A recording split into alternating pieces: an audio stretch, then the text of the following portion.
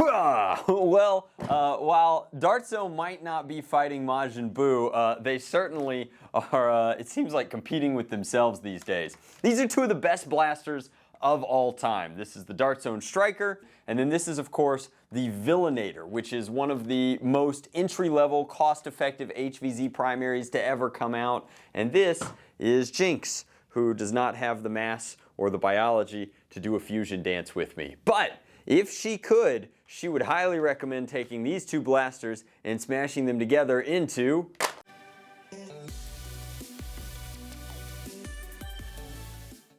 ha! Alright, so this is our first look at the Dartzo Max Stryker 2.0. There's a lot going on this box, so we're going to talk about it in order. It's claiming that it's part of the Nitro Shot line. It's a Target exclusive. The plus is #1 for accuracy and precision. This is the Stryker 2.0, so the spiritual successor to the Stryker, taking a huge leaf out of the Villainator's book. Now, over here they're showing that it's dynamic. There are multiple ways to blast with this blaster, one of which is the drum. Clearly from the Villainator, you can see that here. And then another one is a magazine or a magwell adapter. This was a very popular modification that people did to various Dartzo drum blasters. I guess Dartzo noticed it and was like, yeah, we'll just make one. Can't be that hard to injection mold. Lots of other creature comforts and features coming, but this is so novel. It's such like a modder's paradise to have a built-in magwell adapter. I think that's really, really cool. They're also pointing out there are two ways to blast. You have a scar and then an overbarrel. I'm not sure. This appears to be like a suppressor for aesthetics, and then this appears to be a scar, not a roller scar, just a regular scar. It'll be interesting to see if you can nest them, if you can choose one, the other, or both. I don't know yet.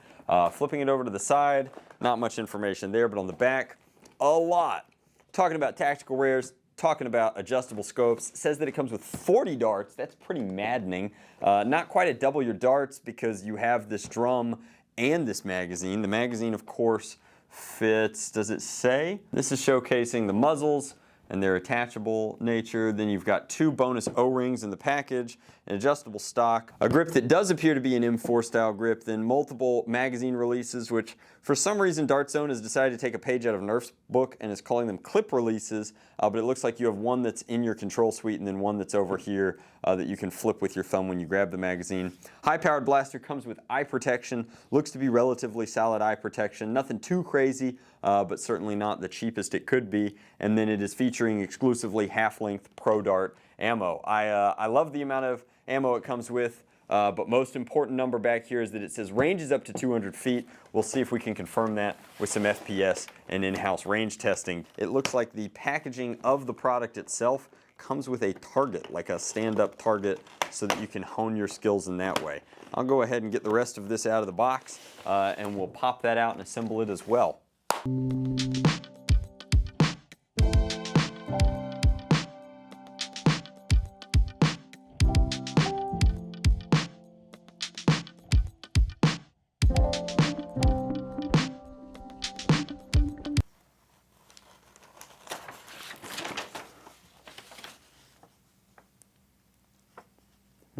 Mag release, yoink yoink. So fully loaded and ready to go, we can talk about the accessories first. This is in fact just a kind of flash hider style accessory. You can put it out a little, put it in all the way, it extends the overall profile of your blaster, and it gives you a little different kind of percussion. Obviously, the enthusiast's choice would be ye old Scar Barrel here, which has a rail attachment accessory, so that if you wanted to have the ability to change back and forth, you could drop it. Just kidding. You could throw it on the side just like so, and then you could attach it like this. I assume this would be compatible with Dartzo's various different Scar barrels. They've got a roller Scar as well, if you wanted something a little smoother, a little different. But you've got pick rails on both sides. These could be for lasers or lights. You've got an angled foregrip up top. You've got a huge flat top pick rail. Your choice of iron sights. These two are slightly adjustable back and forth. You have a standard buffer tube style stock, which is interesting because it appears that they're doing the same thing Dartzo's done on a few blasters, where this is one screw holding in what appears to be a back cap that you could twist off, and then inside there, it looks like this is a quarter turn and pop. So hot swappable spring, a lot of spring in this bad boy. It's incredible how quickly these companies have picked up on all of our tricks. So a lot of the modder's work is done for you here. This clicks back on, and I would recommend putting the screw back in, but frankly, you could leave this piece off entirely. That quarter turn is a detent in, so you could pretty confidently say that with or without the back cap on there, you'd be good to go. Now, blaster does come with a buffer tube stock here, but you can put just about anything on there. I highly suspect that this is a standard mil-spec hardware here. With the beaver tail on the back, I think that you could put any grip you wanted on your Stryker 2.0, but the magwell insert, I think when the bolt is open, just pops down and out, like so. Pretty cool. Different levels of strength, obviously, to remove a magazine versus remove the adapter in its entirety. It's got two clips down in here that hold it in. These are, of course, the same articulating clips that hold in the drum. Now, the drum is a 20... Ooh, you got to pop it out. I didn't realize it was so flat packed. There we go. So that'll pop out like so, and that'll pop out back there, and now this is ready to go. It's free spinning. So this is a 25 round drum, a serious amount of ammo, and crazy easy to reload on the go as you work through your cylinder, I suppose, your turret, if you will. Adjustable stock, adjustable optics, pretty smooth prime, lots of power behind it. I'm sure you could adjust that spring. Dartzone's been selling different springs aftermarket recently. Gosh, who doesn't love a good drum blaster? So just like the Villainator before it, it's got a lot of onboard ammo capacity, not staggering back and forth in an effort to keep that, that kind of inline breech system, but we should be able to pull this out now. It's not primed. Got to open the bolt up to get it out, and then it's so easy to get out. Silly me. I'm so used to skinny pushers that I forget that the way that this is functioning, you guys will be able to see, is it's got a skinny pusher for when it has magazines installed, but when the breech is closed, there's no way. Because the cylinder itself is not acting as actual barrel material, right? The cylinder just holds the darts, and then they're pushed through the cylinder into the barrel here, which if you peek just through the vents in the pseudo M-LOK-esque design, you can see is a metal aluminum barrel. So completely closed breech system, dry fire safe, apparently. It sounds like it's dry fire safe, like there would be some sort of buffer inside. The deco on the blaster is printed on. This is the new direct-to-blaster printing that we've seen. X-Shop made this popular. Dartzone seems to do a really good job of it as well. Their paint has texture to it, which is very nice. It lets you get some of those details. You got like a sci-fi coil gun-esque aesthetic up top, and then that bleeds back into the back here with like capacitors and cooling coils, all sorts of neat stuff. Stock itself is nothing to write home about. It's kind of flat, but it has, you know, a couple of notches here for you to tuck into. It's not bad, it's just not amazing, and that's kind of what's cool about it, is that it's very modular.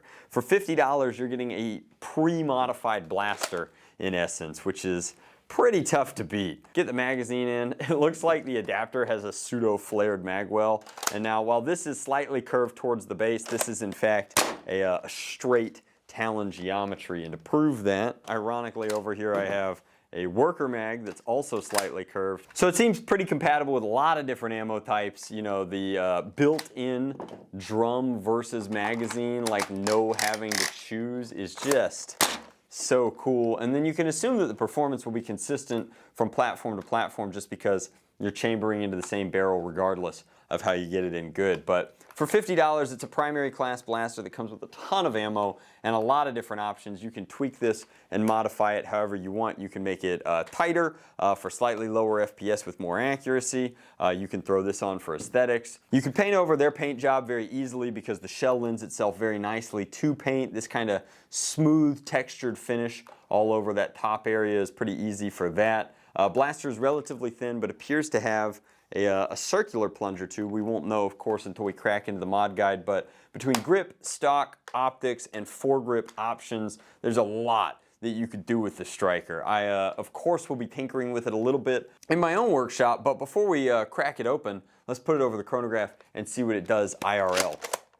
So this is our first time throwing the old Stryker 2.0 over the chronograph.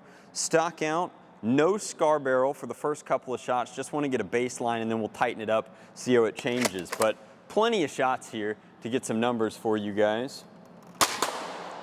Sheesh, 194, 199. She's firing hot, lads. Duplicate 199, duplicate no.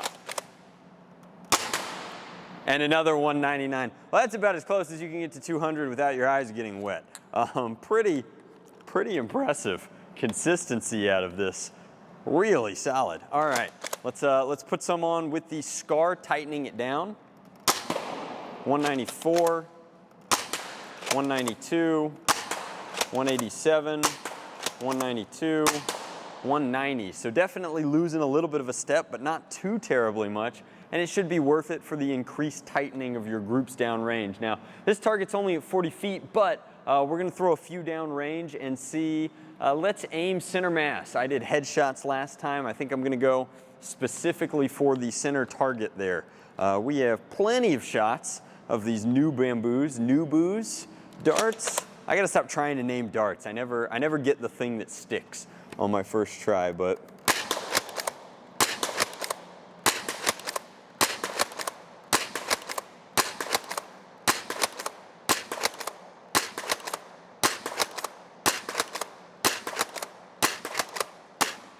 Wow, I got a little carried away there. Once I really dialed it in, I think that, you know, the first 3 shots or so were a little exploratory, but pretty consistent once we were dialed in. What a serious primary at a pretty reasonable price. So this should be coming soon to a target near you. I think it's got a lot of features. I don't know what we're ever gonna do in the mod guide because they just keep giving you more and more stuff at this point in the package that it's harder and harder for me to come up with improvements, but really solid improvement.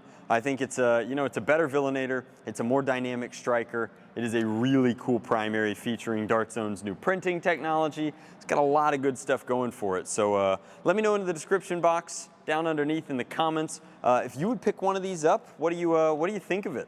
I mean, I think that this is a worthy primary for competitive and certainly a lot of fun for your super stock wars. Just terrific. Really cool. Much love. Blast on. Drac out.